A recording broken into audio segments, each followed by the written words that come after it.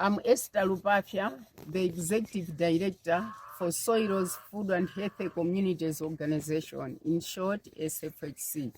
SFHC started in 2000, and we are currently working with over 15,000 farmers.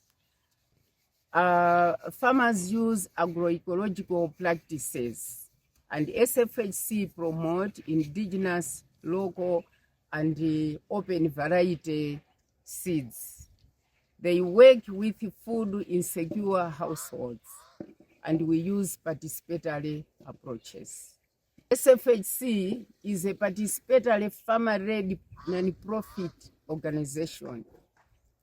Conduct community-based training on agroecology, nutrition, and climate change.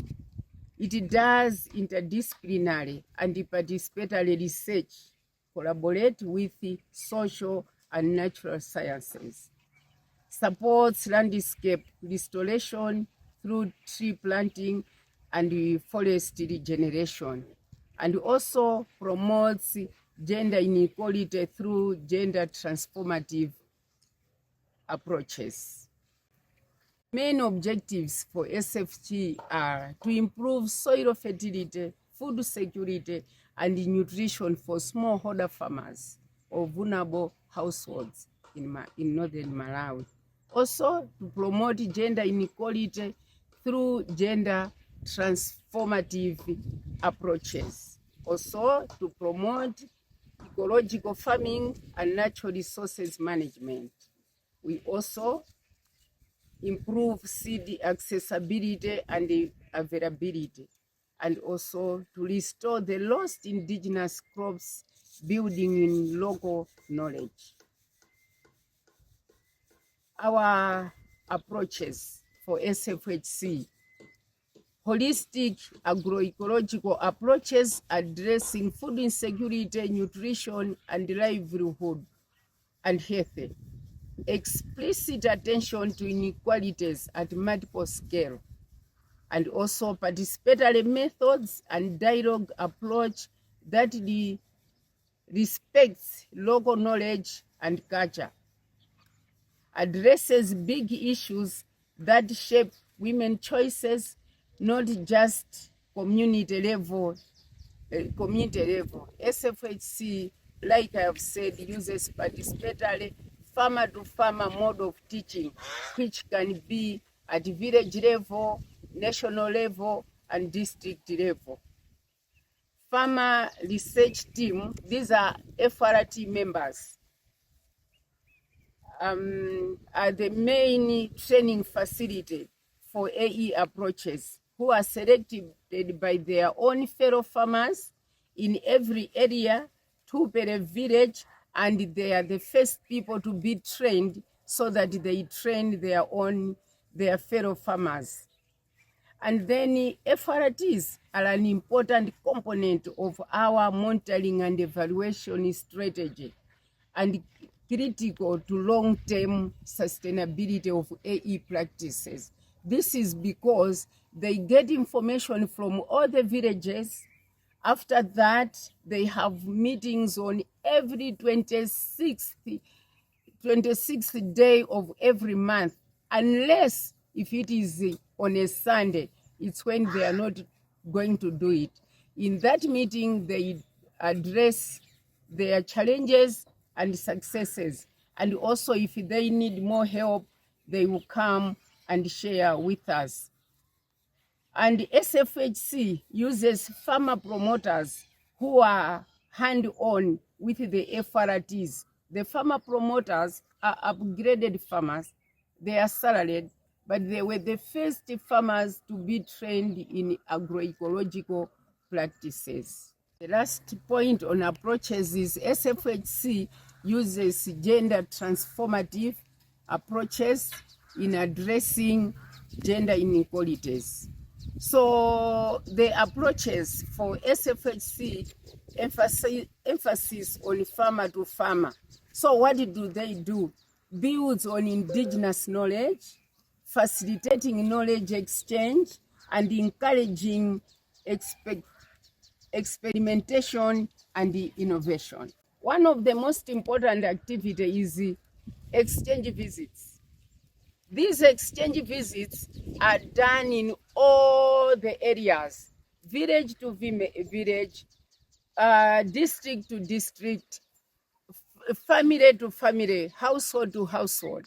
And also we have seed and food fairs. The seed and food fairs are very, very important because that's where people showcase what type of seeds they grow. There's a lot of seed sharing.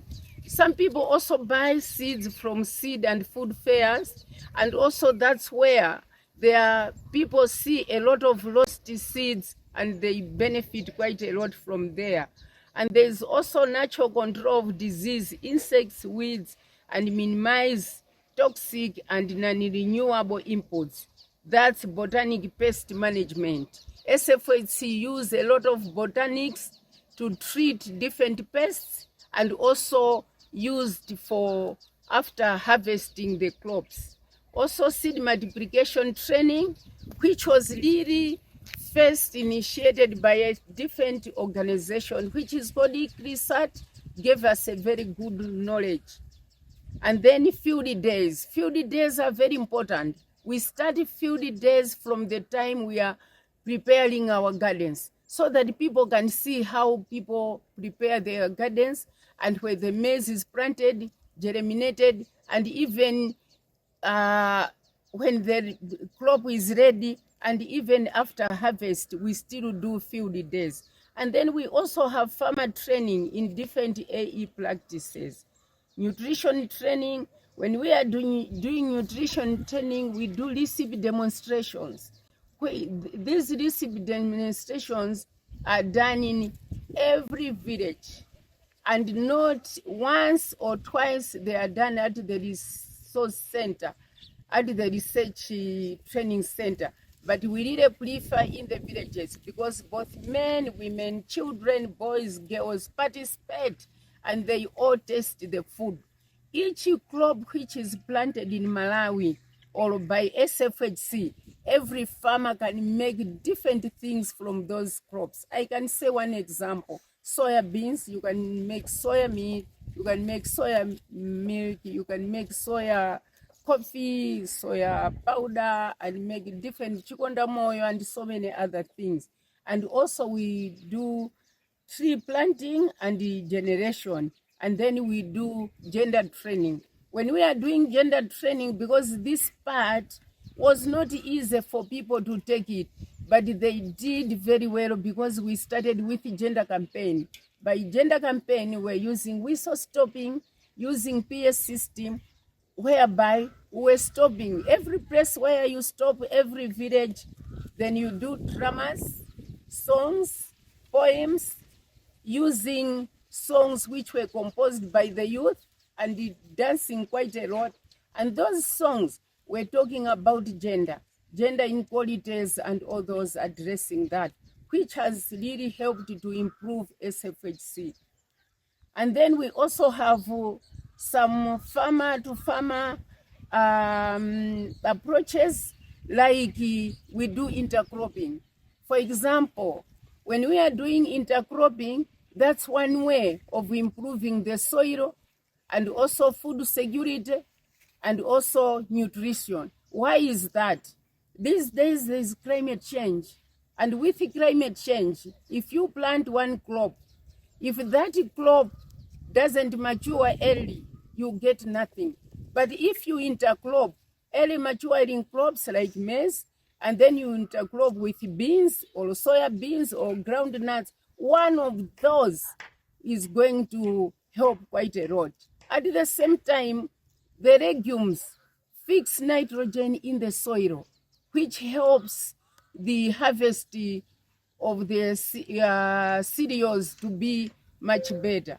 And then you have food security. At the same time, some of these crops, you can sell them if you have supplies, and some of them you may eat. That is still very important. Also, for SFHC, we have learned this, we make compost to improve the soil. And then one of the most important type of manure that we're using bokashi manure. Bokashi manure were first trained by Sky. After they trained us, it has spread all over because of SFHC. And everyone in the country is using, in our catchment area, is using bokashi manure. Farm inputs are very expensive in Malawi. At the same time, with climate change, the use of chemical fertilizers, they are not good when there is dry spell. But if you intercrop, you use compost or you use any type of manure, you are better off because the soil will remain moist and your maize or other crops will continue growing. And then one of the other crops that we also have, which is we call lost seed, is the sorghum. Sorghum is one of the crops which is drought resistant, and it is very good for making porridge, making our main simmer food, and also improving the soil too. Then we also have so many ways of making compost. Like I've said, you can make compost using bokashi, but you can also make compost by digging a hole and putting some greens, putting some manure, some leftovers from different things, and then you make that as manure. Also, we have I have already explained to say I have some photos which are going to show how farmers teach each other or showcase nutrition discussion groups, that people in the villages sit down and discuss issues about their socio-economic status, and also discuss about how they can be selling their commodities, agroecological commodities in the markets, and how they can be sharing such type of seeds which they are not there. And then, like I've said, at first, women were not taking part in leadership roles.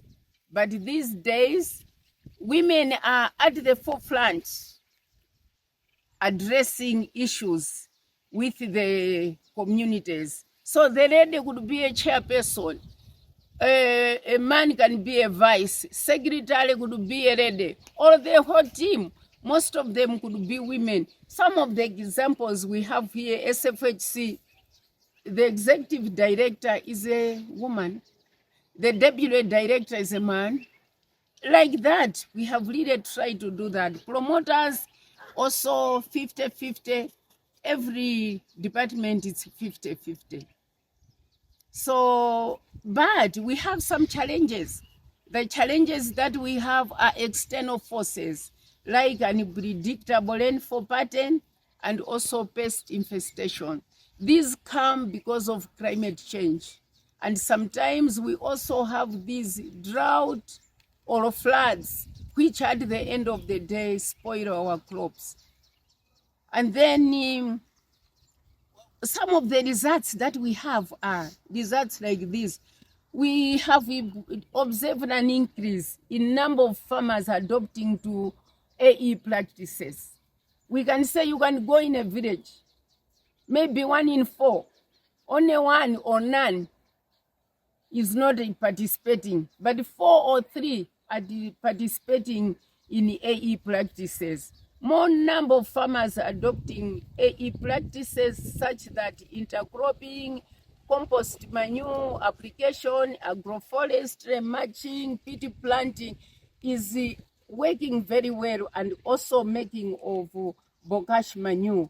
And there is increased in number for farmer producing indigenous seeds such as finger millets, bambara nuts, cowpea, pigeon pea, all those seeds which were lost.